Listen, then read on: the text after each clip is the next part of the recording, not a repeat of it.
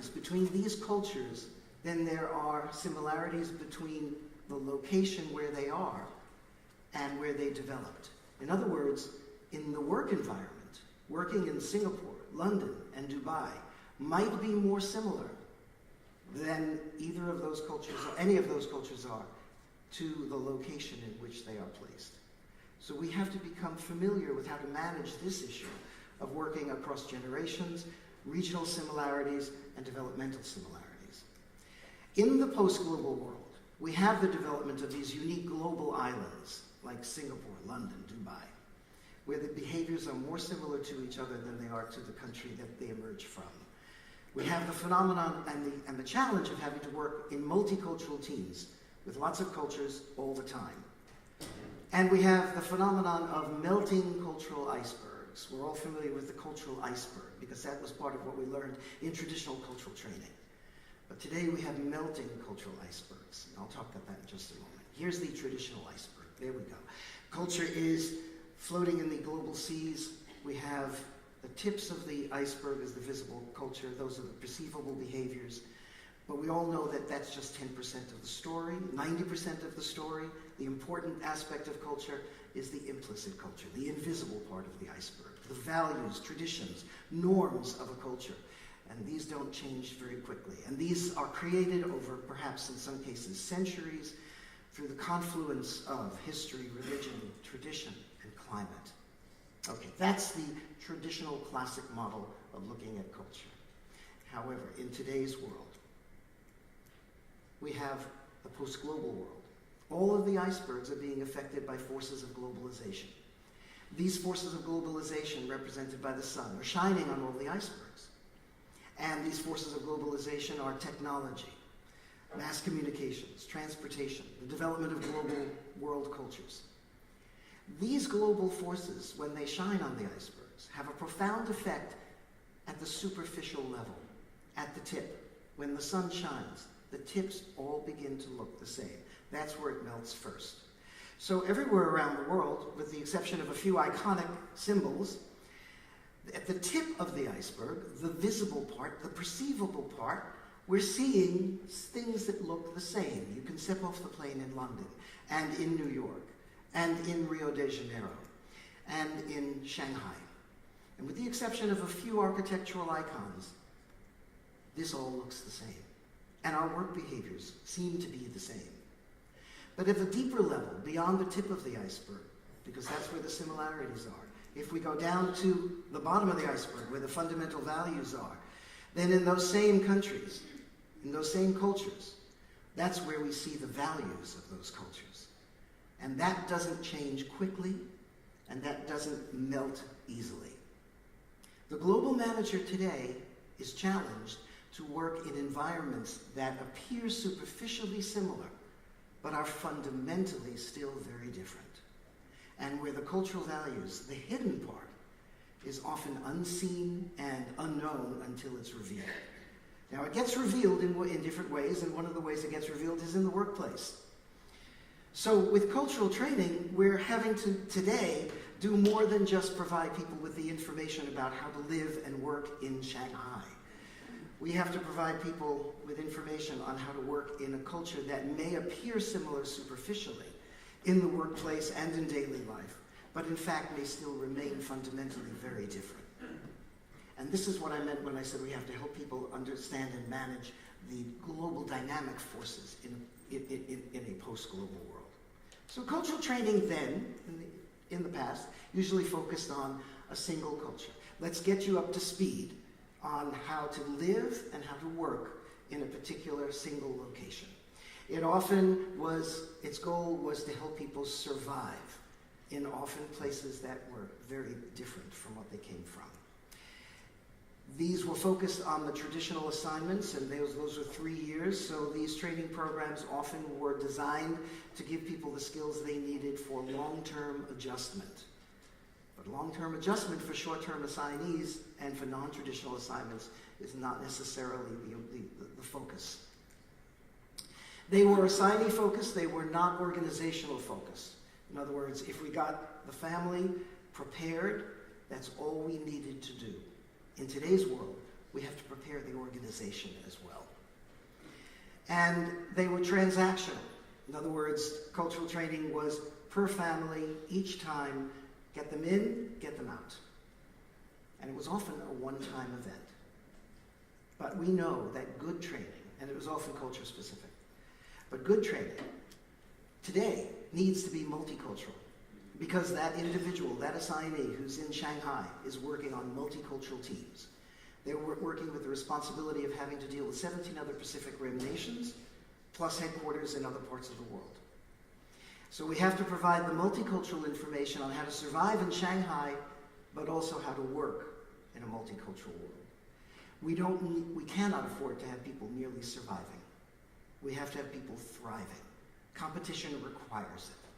So if the goal is to simply move people and get them to survive and bring them back alive, that is no longer possible. We have to get people to a level of thriving, to be completely successful in their work. No organization can survive at levels less than excellence in today's competitive world. We're dealing with non-traditional assignments, so they can be short-term, they can be all of the ones that we mentioned before, and therefore the goals of intercultural training need to be different. And organization focus. We've got to develop the intercultural skills of the entire organization, the receiving office as well as headquarters, so that everyone knows how to behave with each other more effectively. It has to be strategic and talent focused. It cannot be transactional, because not only are we giving people the skills to thrive in their new environment, but we are strategically building the talent of the 21st century organization. Everyone here who's involved in HR internationally is on the vanguard of globalizing their organization, because it is their responsibility, it is our responsibility to develop the global talent so that the organization can survive and thrive in the 21st century. And cross-cultural training needs to be a continuous development process, not a single one-time event. So people need to be trained, but they also need to be supported. They also need to be refreshed. They also need to be helped through the inevitable bumps that will come even after the training. Fortunately, we have means for managing these things. For developing the global mindset, that's probably more important than just monocultural information. And technology can help. So some folks say that the world is getting smaller and the world is getting simpler, and that we're really understanding each other more than we ever have before, and learning from each other more than we ever have before. And I think that's a nice idea, but I don't think it's really happening. I think history shows us that when cultures come together, one of the first responses, when there is cultural interaction, and there certainly is now in the 21st century, one of the first reactions is mystification, conflict, misunderstanding, not kumbaya, and peace and love and brotherhood. That comes when people understand, when people are trained, when people learn how to behave more effectively with the cultural differences that they're interacting with.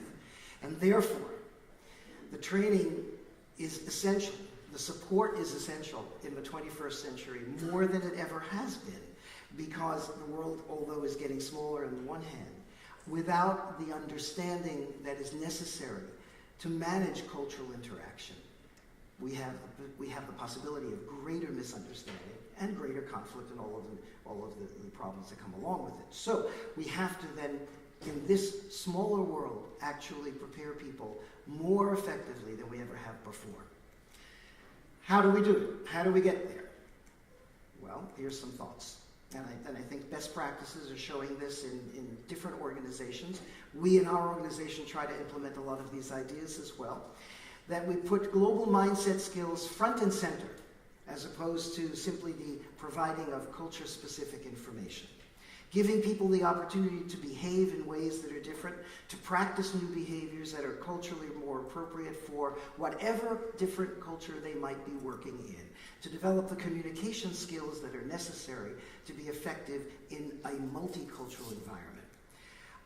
We do give people access to culture-specific information, because if you're working on multicultural teams, you need more cultural information, not less. But that doesn't need to be trained. There's access for it. You can do it through technology, and therefore you can blend technology with training and coaching support. There has to be an initial event, but there has to be follow-up coaching, support, continuous learning opportunities.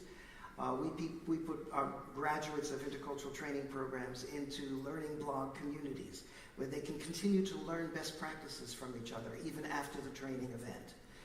This provides the support that's necessary and the ongoing support that's critical. There needs to be constant and intense customization of all programs because we saw that the traditional expats are no longer, and every family has special needs, and those special needs need to be dealt with right up front. And finally, we need to be focusing cultural training not only on the expat and the family, but on the organization that's sponsoring them. To give the organization the skills, headquarters, as well as receiving offices, to give them the skills to manage across cultures. Without this kind of a focus, and without this kind of a strategy, I think we're providing skills from an older time that's no longer with us. And moving into the 21st century requires us to try to apply some new focus with new goals to treat new needs. And after all, is this going to be easy? Is this going to be hard? Well, no pain, no gain, right? Not necessarily easy, no. In fact, probably working across cultures is one of the hardest things that we face in an intercultural world, in an interculturally connected world. Not easy, but with practice we can do it. I'll leave you all with an intercultural exercise right now. If you have it, please take out a pen. If you have a pen or a pencil. And on a blank piece of paper, I'll ask you to write something down. But before you write it down, put your pen or your pencil in your other hand.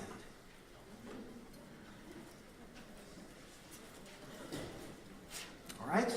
Now, with your pen or pencil in your other hand, I'd like you to write down a word or a phrase that describes what it feels like writing with the wrong hand. As you write with the wrong hand, write down a word or a phrase that describes what it feels like to do so.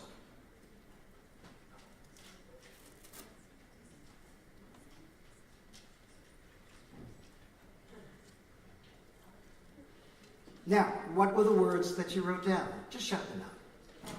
Awkward, uncomfortable, strange, painful, yeah? Loss of self-confidence, clumsy, challenging, ugly. These words, difficult, challenging, awkward, these words are the same words that are used to describe what it feels like to live and work in another culture. Transferees and individuals who are having to work in multicultural teams find these experiences similar. But all I asked you to do was to do something that you normally don't even think about doing, just in a slightly different way. Because you're doing the same thing, but just slightly differently. But in that slight difference was the whole world and all of these feelings. This is not easy work, but it is essential work in the 21st century. And did you notice when you wrote down your words that with practice, you would get better at it?